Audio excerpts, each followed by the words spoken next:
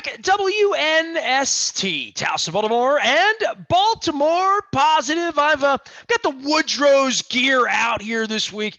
Some love for Matt and everybody over in Mount Washington. Just get the brisket, just get the spare ribs, just get the green beans, and throw me a note and let me know how good it is, because I know how good it is because I found it myself.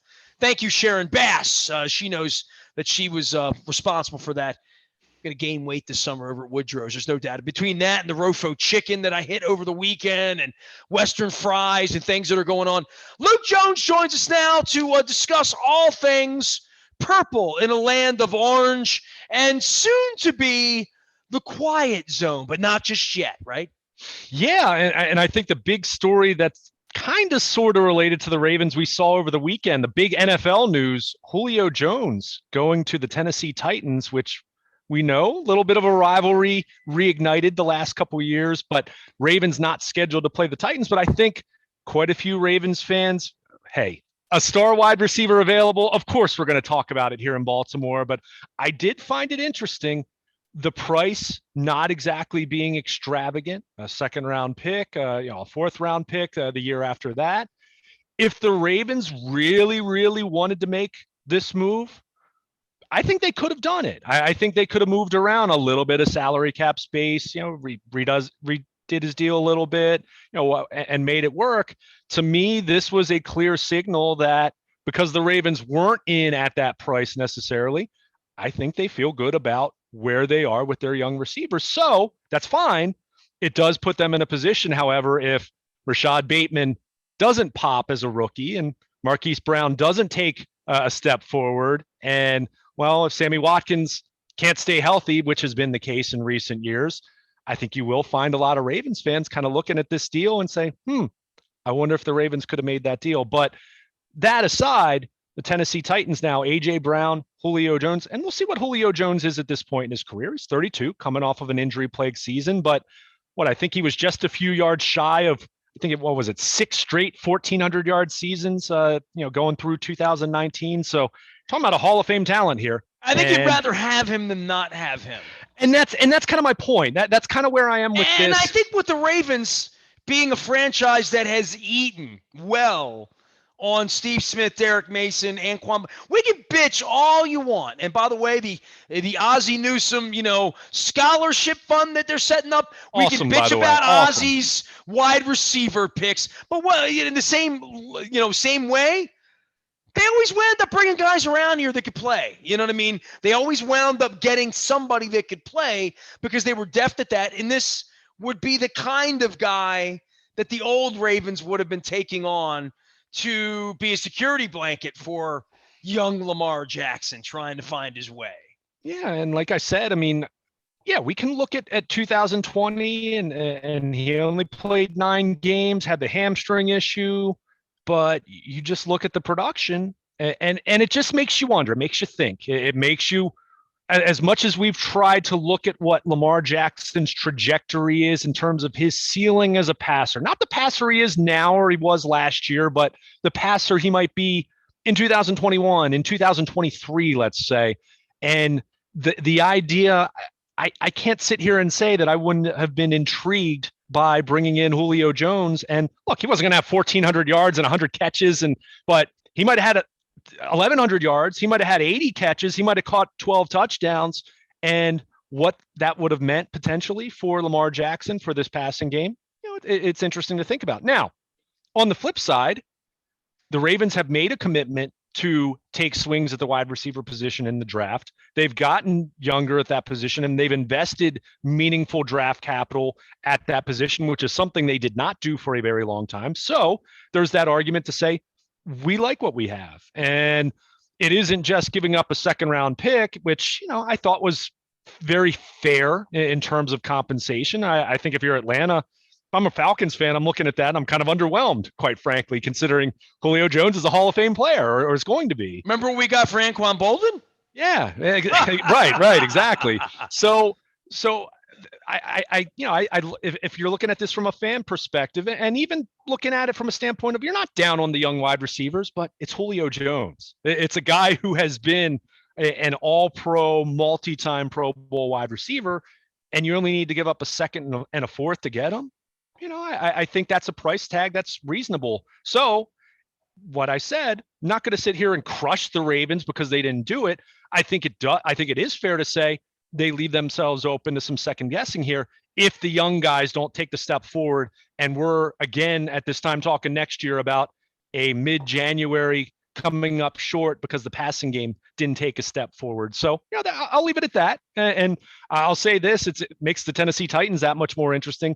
If they can figure out a way to stop people, which that was an issue for them last year, all the talk about Corey Davis leaving via free agency, well, they upgraded there. So you have A.J. Brown on one side and Julio Jones on the other.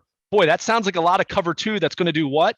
Back defenders away from the box, and that's going to allow Derrick Henry to continue to eat with the running game. So, that's a big move for them. Again, we'll see if Julio Jones is recovered and back to his pre-2020 self. If he is, then that kind of puts the Titans, I'm not ready to put them at the same level of KC, Buffalo, the Ravens in that way, but it certainly puts them closer to being in that group. And again, if it's the Julio of old, then that's a really, really interesting passing game to go along with a great running game with Derrick Henry. Luke Jones here talking all things Ravens football. All of our Ravens football coverage brought to you by our friends at Royal Farms. Real fresh, real fast. Make sure you're stopping by. I've been gassing up a whole bunch. I was down at the airport location, found some chicken tenders down there.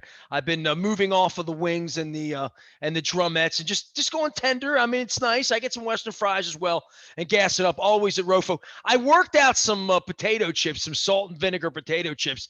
They sort of patted. I was sort of standing in line. I'm like, they look good. I'll take those too. So that's such is life at Rofo, man. Some Werther's candies are always find their way into my basket as well. Luke, this time of the year, every team's doing something, right? They're working on their defense, or they're working on their new draft pick, or their new quarterback, or their new coordinator, whatever it is. For you, over the next couple of weeks before camp closes and we all send the kids home from school, what are the grave concerns as you see it for the franchise going into this limited period of time where they're getting together and kicking the football around out in Owings Mills? Well, first of all, I want to be very clear. I don't have any grave concerns. You don't have grave concerns when you've won 25 games the last 2 years. And I think it's important to remember that. For as much as we talk about, can Lamar Jackson in this passing game take it to another level? Can Greg Roman have a better, less, quote, elementary passing game and a little more sophisticated? They've won 25 games the last 2 years. The real question is, can they win a couple of games in January? Can they do whatever they need to do that? Right. That's really what they need to do. And that's and I'm not trying to be dismissive of the spring. I mean, of course, yeah, you want to see what Odafe Oweh and Dalen Hayes look like at the edge because, you have a lot of turnover at outside linebacker. Of course, you're looking to see what the offensive line looks like and who's going to be the left guard. It was good to see some veterans come in for the second week of OTAs. We saw Mark Andrews after he wasn't there the first week. We saw Kevin Zeitler.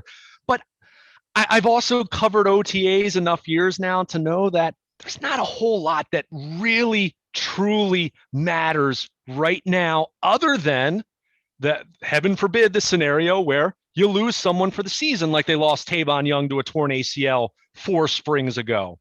We can all remember, even though it wasn't an OTA, but we remember Terrell Suggs popping his Achilles right after the draft in 2012. Those are the things that scare you. Those are the things that are a potential grave concern this time of year. Look, and Greg Roman had his Q&A with season ticket holders last week, and a lot was made about him talking about the Ravens playing under center a little bit more rather than the shotgun, and what that might mean for Lamar, what that might mean for the play action passing.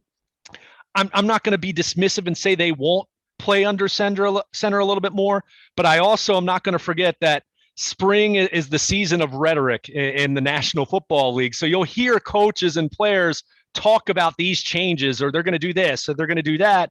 And that doesn't always mean that comes to fruition come September, October, November, December. So I'll just remind everyone of that.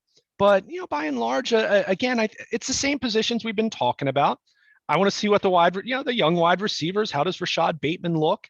He looks smooth running routes, but they're playing in shorts right now. So, I mentioned the outside linebackers. I mentioned the offensive line. Anytime you post a pass from Lamar Jackson during practice, you'll have 50 people on Twitter critiquing it, whether it's a good pass, whether it's a bad pass. I mean, it really is funny when you think about it, because they're talking about late May and early June. Again, is there value? Sure. Do I think there's anything that's happening now other than an injury that's drastically changing their fortunes, good or bad, come the regular season and January, as we mentioned? No, not at all. I'd be lying if I tried to make too big a deal out of it. But you really said it. And, from looking at it from a big picture standpoint, beyond me saying that I don't have any, quote, grave concerns, because they've won a lot of football games the last couple of years. And it's important to recognize that it really, as much as you don't want to be dismissive, it really does come down to what have they done and what will they do between now and the second week of January, I guess the third week of January now with the 17-game schedule, to win an additional game or two, to get to the conference championship game, to get to that much discussed January showdown with Kansas City that they haven't had yet. They haven't even gotten to Look, yet. Man, so I'll go back to this. It's not that they're not good enough to win or whatever I think of Lamar's passing or what they thought of their wide receiving core or what the special sauce might be. Dude, that game in Buffalo might have been 12 degrees with snow squalls. So to say they don't pass the ball well enough, okay, I'll hear all of that. Anything's possible in any of those games. And I think it's even different than we talk a lot of baseball around here about series and short series and, how the Orioles maybe could have stolen one game from the Royals a couple of years ago in the postseason or whatever. But these football games, I mean, they're like styles that make fights and weather conditions and the season's getting a week longer, who the opponents are going to be, how it all matches up, whether they can ever beat the Chiefs ever. If they play the Chiefs 10 more times, if they're going to beat them or not. And it doesn't matter. You need to beat them in January. And I don't think that they're not well composed or that they have weaknesses or an Achilles heel or Lamar's not good enough. But when they don't play well in January, 3 for 3, it's going to fall on number 8, especially once he gets all the money. Well, and I mean, I don't think Lamar would hide from that in the same way that I think when you go back to the first half of the Joe Flacco era, the first couple of years, maybe not as much because he was a rookie that, ball control offense, all that. But, as time goes on, the quarterback, you want that pressure, right? Because why else are you playing that position? I mean, that's the way it goes. You get too much credit when things are going well and too much blame when things aren't going so well. But that's the way it is. And that's why they make the big bucks. But, you just mentioned it. There's a lot of volatility in January. I mean, I can give you 2 plays right now, 2 plays that if the outcome's different, we are talking about a dramatically different history of the Baltimore Ravens.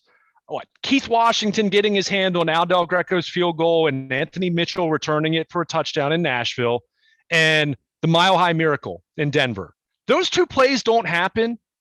We're very well possibly talking about the Ravens still looking for their first ever Super Bowl. Now, again, butterfly effect. You don't know what's going to happen when one event happens and then what happens after that. But what does it speak to? Both of those plays, there was some good fortune involved. The ball bounced right into Anthony Mitchell's hands, and he's running down the sideline. And the Mile High Miracle, I mean, come on, Raheem Moore. I mean, we've talked about that for years and years. It's not to dismiss the overall accomplishments. It's to remember that luck and fortune and some random occurrence is a bigger variable, a bigger factor than we care to admit. Well, I mean, the Chiefs would tell you they would have won another Super Bowl if they didn't lose their tackles, right? Sure. So, right. So I mean, and when that happens, what do? If you got to play the Super Bowl without your best players, you have a harder time winning it. Well, and hey, the best team in franchise history, talking about the regular season, was which team? The 2019 team in the regular season. That was the best team the Ravens have ever had. They didn't win in January, so yeah, the legacy ends up being different. 2006. Talked about that team for years being 13-3, McNair's first year, but fair or not, it's reality. January is where legacies are defined. And that's where they remember you as being a winner and a champion or being a team that was good in the regular season, but you came up short. So yeah, they're trying to figure out what they can do to improve their chances come January. But that's why I remind, and that's why I say they don't have, quote, grave concerns. I mean, that they have tweaks, they have things that they want to refine. You want to hope that, and COVID outbreak aside, since, knock on wood, you're hoping now that's not going to be a factor come this coming season to any meaningful degree. But they're a team that over the last couple of years has stayed healthier than they had toward the end of the Joe Flacco era. That's been a big factor. So, but where did they have injuries last year? Two of the worst spots. Ronnie Stanley, your all-pro left tackle, and your great blocking tight end who's so important to your running game. So, there's luck involved. And they really were never the same after that in that way. Well, they had to evolve, right? They changed their running game. They became more of an outside running team, whereas, before that, they were a little more between the tackles, and they evolved. So they figured it out, but ultimately they came up a little short. Their pass protection wasn't good enough, in addition to their passing game in general not being good enough when the chips were down in January. So, it's all that, right? It was right. Bad passes, drop passes. Yeah, I mean, there are lots of blown things, assignments, right. Missed reads, bad fortune, all like that's. But it's Lamar, right? Sure, or whatever, right? That's always what it is. But there was a lot of things that went wrong against Buffalo, against Tennessee, against the Chargers over the last 3 years that did not go wrong in week 9. Yeah, right. And so how do you, I think this was the fascinating question last year going into the 2020 offseason and free agency, where they went 14-2.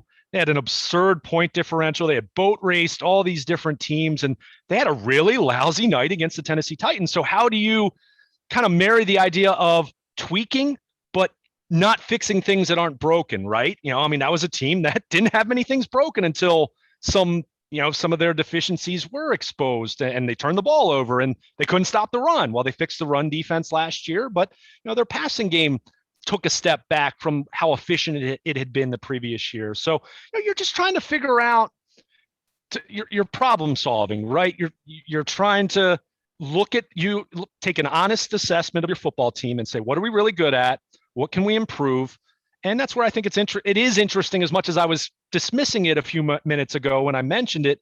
It is interesting to hear Greg Roman talk about maybe them playing under center a little bit more. Maybe that gives Lamar Jackson a little bit of a different look. When you're in the pistol or the shotgun, you have to take your eyes off the defense for that ever split second, especially considering the issues they had snapping the ball last year, which is another variable we didn't mention. But you play under center a little bit more, just here and there. And I don't think it's going to be a whole lot, because Lamar's played from the shotgun and the pistol going back to his days in Louisville, and even, I think in high school did that a lot. So that's not going to change. But if you can evolve and mix some of that in, and maybe it helps his footwork in a way that makes him a little crisper on some of those outside routes that he hasn't been quite as proficient in throwing the football. Or maybe it just helps their play action a little bit, a little bit different fake where the quarterback's under center as opposed to the pistol looks that they like to use. So, again, does the Ravens playing under center a little bit more, does that add 2 wins to their schedule? I'm not going to sit here and try to quantify it in that way. Probably not. But might it help them in a key spot, in a key situation where they need a big play and it's something that looks a little bit different? Yeah, absolutely. So, you're trying to tweak. You're trying to figure out what you have with these young guys. We're trying to see how Sammy Watkins fits. You're trying to keep him healthy. These are all things that you're talking about. And you're not getting the answers right now, but coaches will tell you they are laying a foundation right now for some of those things that I just talked about. And it's not going to make or break you. That's why I don't get worked up about veteran players who are at OTAs or aren't at OTAs. I think ultimately if guys come into camp in shape in late July, then it's we're not talking about it anymore. I can remember years Ray Lewis and Ed Reed not being there for OTAs, and they'd show up for mandatory minicamp. Ed Reed wouldn't even show up for mandatory minicamp some years. And he'd show up in July and all would be fine. And some years he'd send an Instagram with like retirement, beach scenes and stuff. Even better than that. No, he had a tweet that it was of him cutting his grass. And I think he was living in Atlanta at the time, or Georgia. And I think the tweet said something along the lines of, "Tell the bosses I'm comfortable." And it was him mowing in the middle. I can't remember. I think it was mandatory minicamp. It might have been the first week of training camp. I think it was minicamp though. But yeah, I think that was Ed's either his next to last year or his last year. You had that, and it's a big story at the time.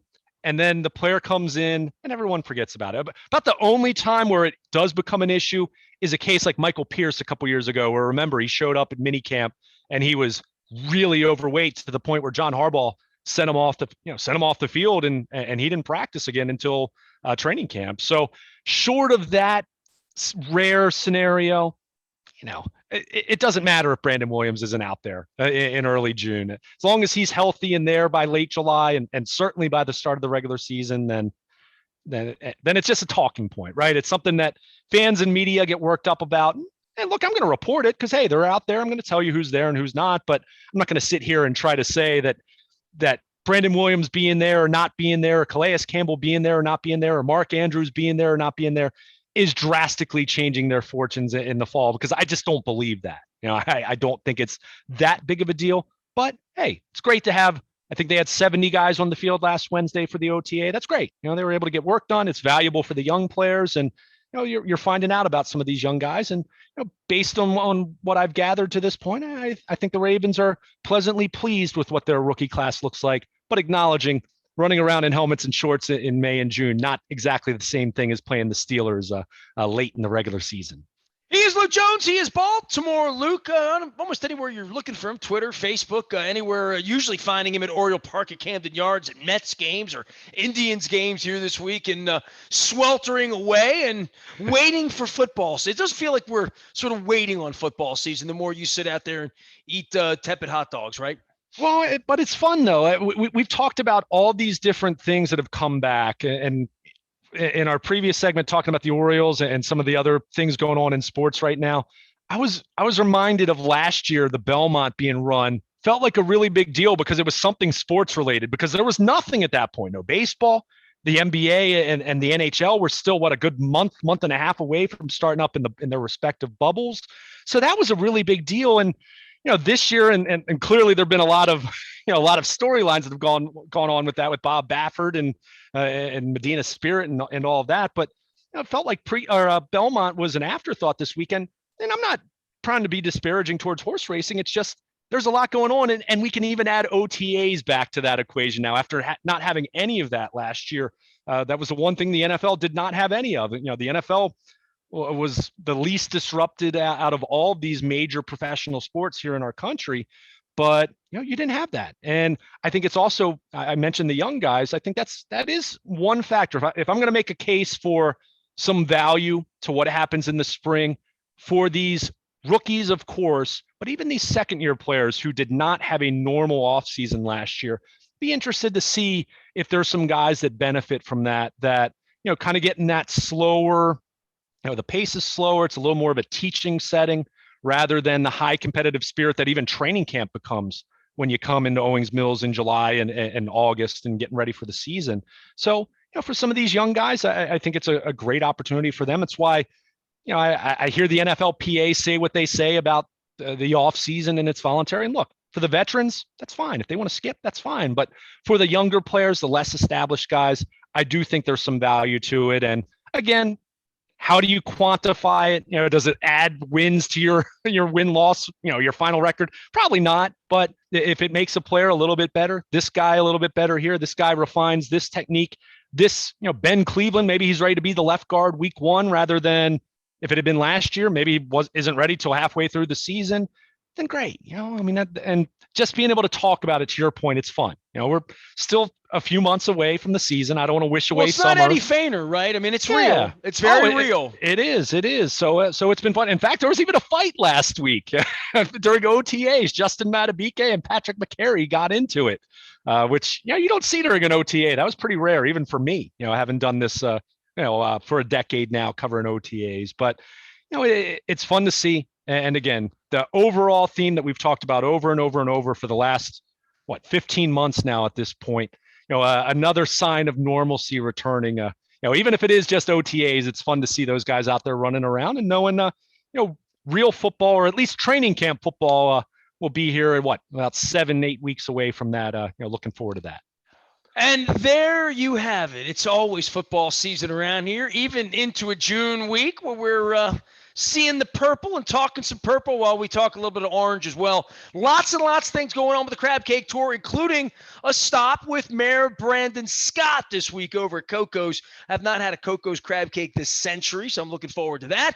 And of course, always supporting our sponsors at Costas and Fadley's and shipping those crab cakes all over the world. Will be at Costas next week. I've been putting that together with Bucky Lasik for a couple of weeks as well. So we're going to go Dundalk and Old School on the Crab Cake Tour, which is going all over the state of Maryland in August. All of it brought to you by our friends at Wise Markets. We call them Wise Conversations around here. I had a great Wise conversation that I need to bring you in on, Luke. I know your roots are Essex and Baltimore, but you consider yourself a central Pennsylvania person. You're sort of tied into that York Harrisburg thing. I had a conversation with Hannah from Wise Markets about ice cream. It's Dairy Month, supporting the farmers. I know you have farmers down the street from where you live up in Pennsylvania. And we started talking about ice cream and ice cream flavors. And this has really gotten me going because I was in the Wise today. They have a red, white, and blue that's like a Maine blueberry that they do 4th of July. Stop everything. It's ice cream we're talking about. This is important. Mm-hmm. But I started talking to her about ice creams and vanilla and French vanilla and regular vanilla and vanilla bean. Vanilla bean is my favorite. I love vanilla bean ice cream. People are like, oh, you like vanilla ice cream? Like, get the vanilla bean. Forget the regular vanilla. And even the French vanilla is fine. But just get the vanilla bean and tell me you don't like vanilla ice cream. So I get into this conversation with Hannah. And, she's from Wise and she's their marketing specialist. She comes on with me once in a while. We talk about fruits, produce, deals, pets, all that kind of stuff.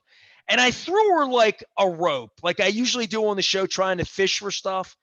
And I'm like, so Hannah, give me an ice cream that they make at Wise that I've never had, because I love ice cream. I'll try anything.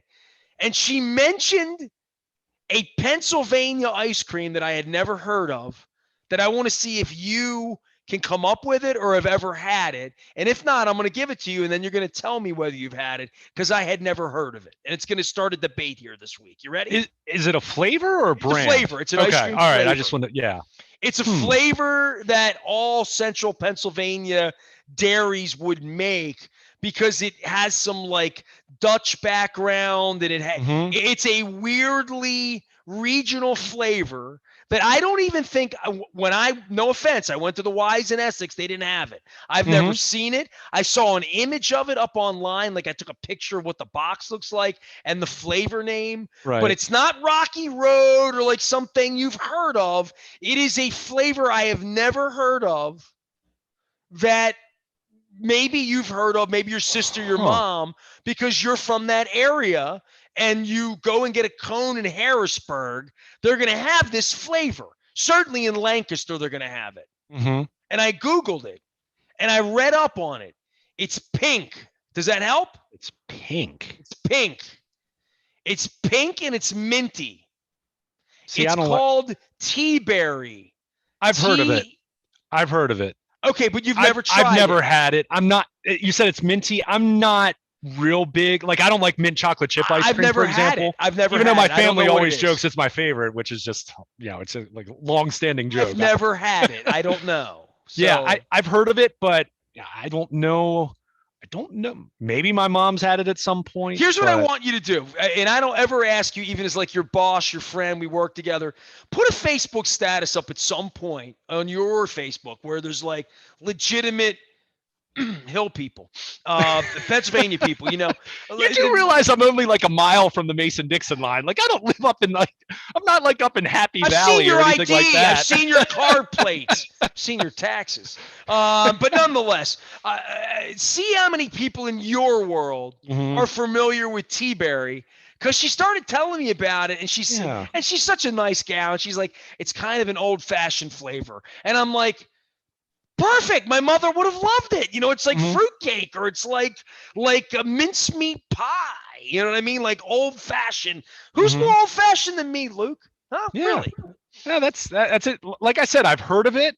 I didn't know that was a Central Pennsylvania / Pennsylvania I didn't Dutch. either. I Googled it. Yeah, I I looked mean, it up. I had never heard of it. So, about so the only thing my wise conversation this week for our friends at Wise Markets had to do with Tea-Berry ice cream, and I'm thinking, I'm loving this sponsorship with Wise Markets because I'm gonna get a cone of it. I'm gonna find somebody that has it around here. But Wise makes it. They manufacture it. I just don't know if they sell it there because I don't know if anybody buys it.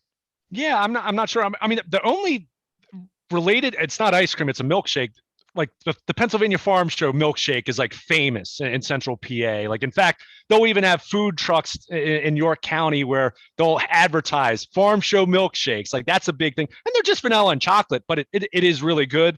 But yeah, the Tea-Berry thing, like, I've heard of it, but I never knew that was Farm Show milkshake. No, yeah, I want one of those. That's a big that. Now that's See, this good. is why. That's good. This is how the Rubik's Cube gets put together with Baltimore Positive. You know, we start with a sponsorship with Wise that keeps us funded and keeps us eating, and we do segments about like weird stuff. And from Tea-Berry, give me that again. Farms. It's the one thing I always make fun of, and this is just me. I'm making fun of this. Oh, the fact that there's a farm show, right? No, yeah, no. Hold on.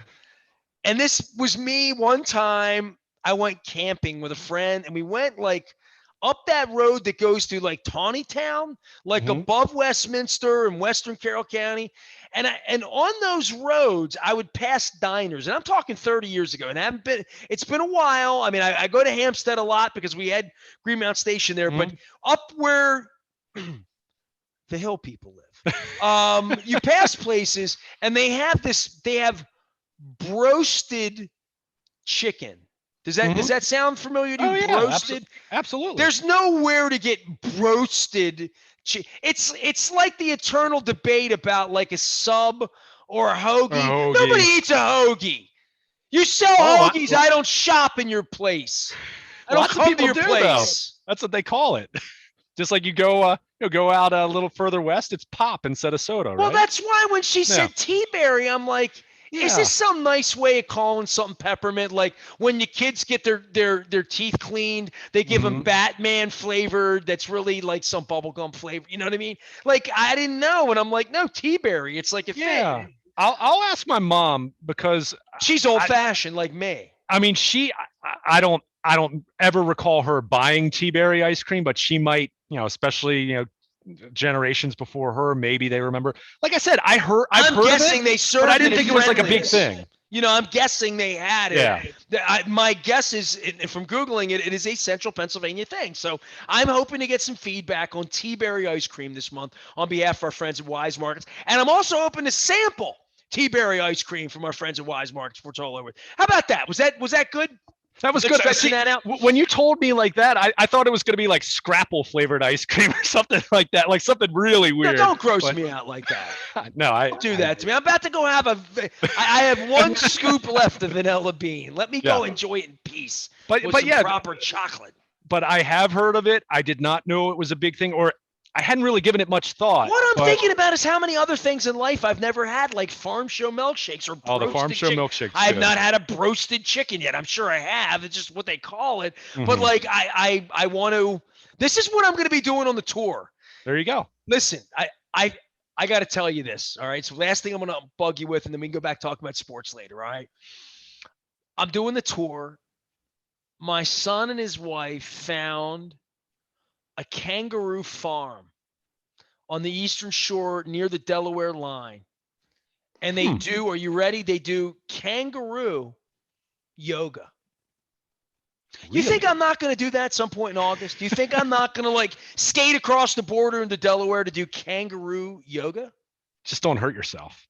I'm going to do goat yoga too with our friends up at Big Cork Vineyard. So these are the things I'm trying to work out. If I can find broasted crab cakes somewhere west of Hagerstown, I'm going to do it on this tour. So, all right, Luke Jones is here. Baltimore Luke, you can find him out there. Big shout out to our friends at Wise Markets for turning me on to new stuff like Tea-Berry and Red, White, and Blue. My wife and I were standing, I swear to God, in the Middle River Wise, and we couldn't buy the ice cream because it was going to melt. We were stopping at Pizza John's and like meeting my kid's cat, which is like sort of like, my niece, okay? Her name's Tilly, by the way. So, and my wife sees that they make wild Maine blueberry ice cream. and they were sold out of it. So I'm going to have a talk with Rob Santoni and Hannah and everybody else at Wise Markets about this. We cannot run out of summer flavor ice cream in summer. It's essential. Make me incendiary. I need some music in my life. I need a concert. I need to get the lead out or something. We are WNST.net, AM 1570, Towson, Baltimore. We never stop talking ice cream and wild Maine blueberry ice cream because it's purple like the Ravens.